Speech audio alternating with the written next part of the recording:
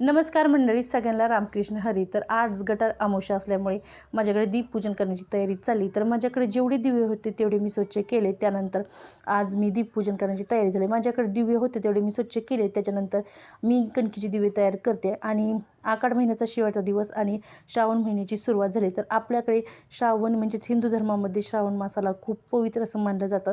त्याचबरोबर दिवा म्हणजेच आपल्या मांगल्याचं प्रतीक मानलं जातं.